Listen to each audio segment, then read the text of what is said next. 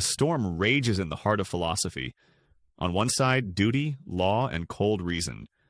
On the other, instinct, power, and fiery creation. Two titans, Immanuel Kant and Friedrich Nietzsche, clash over morality's soul. Let's enter their battleground. Immanuel Kant's life ran like a metronome. For 40 years, he woke at 5 a.m., wrote for 3 hours, lectured for 4, and walked the same route so precisely neighbors set clocks by him. His philosophy? Just as meticulous. His maxim? The categorical imperative. The rule: act only as if your choice should become universal law. No lying, no cheating, ever. Why? Because if not, you would be agreeing that lying could be an acceptable universal law. Morality isn't about feelings, it's about reason. Treat people as ends, never means. For Kant, even kindness loses its moral worth if done for praise. True virtue? Obedience to duty, even when it hurts.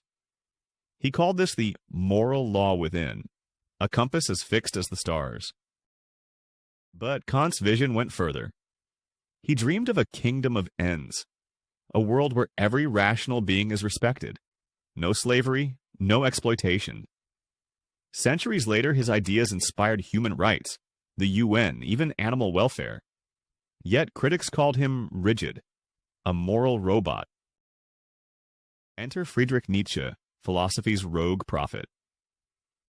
After failed love, a ruined career, and a breakdown, he fled to the mountains to declare war on tradition. God is dead, he wrote, not to celebrate, but to warn. We must invent new values. Nietzsche spat on Kant's slave morality, where the weak called their envy goodness. His hero? The Übermensch, who crushes old rules and says, "Become who you are." Suffering isn't evil, it's the fire that forges greatness. His mantra? What doesn't kill me makes me stronger. Nietzsche drank only water and milk, no alcohol, no numbing. Why? To feel life's chaos, he said. Pain, envy, desire, use them as fuel. But beware, his world has no safety nets. Where Kant saw morality as law, Nietzsche saw it as interpretation, a story told by winners. Who benefits, he asked. Who suffers? Why call humility virtue? For him, ethics wasn't duty. It was power. So, who wins this war for morality's soul? Let's dissect their battlefronts. First, humanity's purpose. For Kant, our purpose is clear: fulfill duty, protect reason. Morality is a fortress, rigid, unyielding, built to safeguard every rational mind.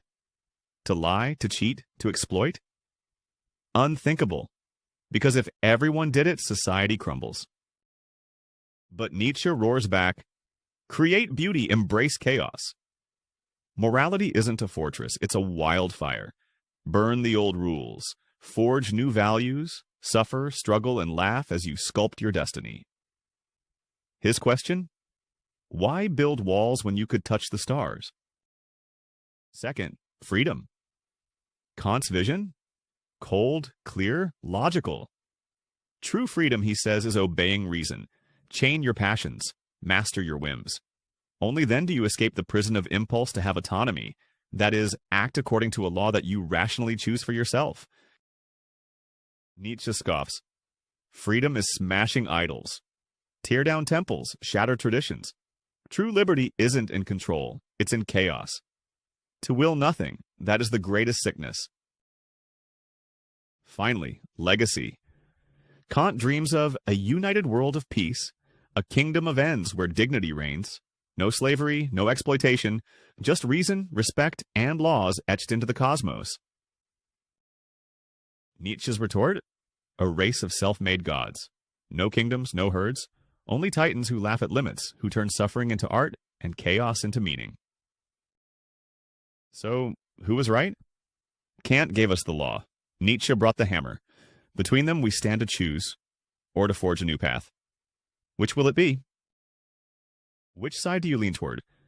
Kant's moral law or Nietzsche's nihilism? Let us know in the comments below. If this clash stirred your soul, smash that like button. And don't forget to subscribe for more thought-provoking philosophical matchups.